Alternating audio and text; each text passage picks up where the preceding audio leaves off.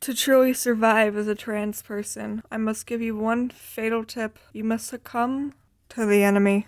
No, but seriously, I'm Eggshell, you can call me Russ, and basically if you're trying to find more ways to pass better as a trans person, or even if you're just trying to look like the opposite gender for like a Halloween costume or something, look no further than cartoon characters. These unfortunate motherfuckers have gender, and they derive their gender through character design. You know, it's like, why else does nearly every female character have eyelashes if there obviously wasn't already some cultural connection in the back of our minds? Or at the very least, seeing these female characters our entire childhoods, even as cartoons, has created some resonance as eyelashes being feminine. With that in mind, you can translate these drawn features onto yourself with tools like makeup to appear more masculine or feminine. Granted, it's important to keep in mind that this video is problematic. Everything I'm about to talk about and show you is rooted in feeding straight into fucking hardcore gender stereotypes and roles. You should take everything I say with a grain of salt, like these are just tips that may be helpful for you for passing. They are not the rules of the gender god. Now, the most prominent example of gender expression I've seen in cartoons and people is eyelashes. This is a picture of a very famous mouse without her eyelashes. Huge fucking difference without the eyelashes, eh? Like, almost thought it was a different character that's basically the fucking same, just a male version, right? This is a pretty universal theme. Girls have eyelashes, boys don't. Thus, applying mascara and eyeliner tends to add the femininity. I'd even argue that the larger the lashes,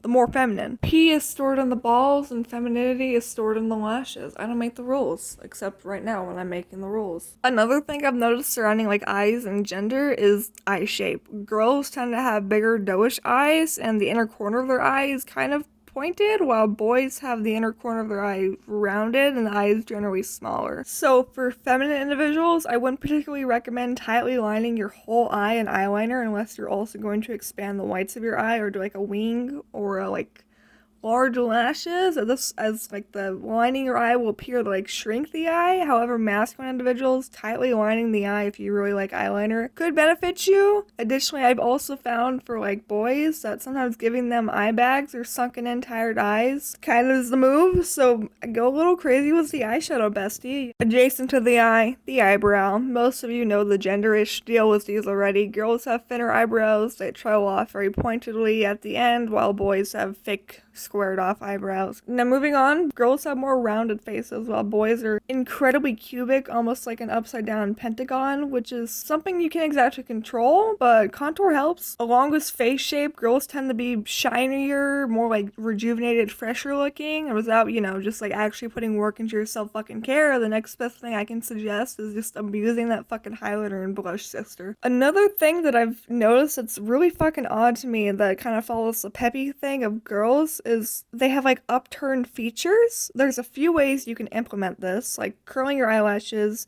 angling your highlighter and eyeliner, swooping your hair, and smiling more. And like I know that's sexist as fuck, but well, that being said, boys tend to have downturned features and look a little scruffier.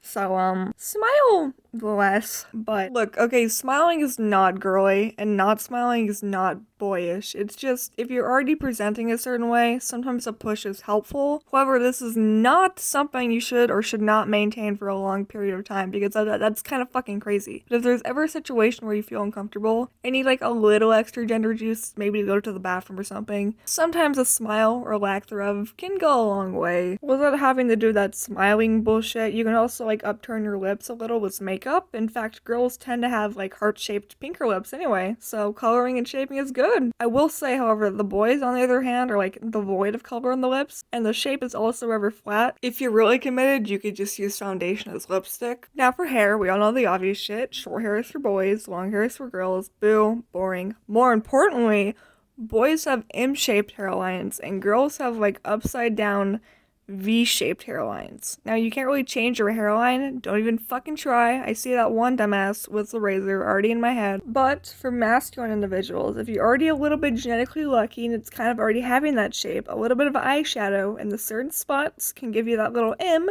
And for feminine individuals, curtain bangs. That's literally it. You just need curtain bangs. Immediate fix. However, do not go impulse cut your bangs because an internet stranger said it might provide the gender juice, okay? Think on it. I also discovered something kind of niche that sort of shocked me. Like, almost every girl character has a loose strand of hair just doing its own thing, while boys don't. Basically, ladies, you need a mysterious strand of hair. Guys, this is the one part of your body that needs to be neat. Invest in hair products, slick that shit back. I don't want to see a single fucking hair out of place. You understand me? And finally, there's one last thing I want to cover. Colors. Surprisingly, the only colors I really saw being gatekept were pink and purple, which obviously, girl colors. Blue and red, which I expected to be given to one sex or the other, were actually pretty universal. A theme, though, that I did notice, especially between the animals and like differentiating between the female and the male animals, is that girls were getting brighter colors while boys were getting darker, duller colors. These are 3 big examples. I mean, like, I really don't know how to express that these 3 colors are different than these 3 colors, but we can all see how the girl colors are all kind of in the same category of color compared to the boys who were like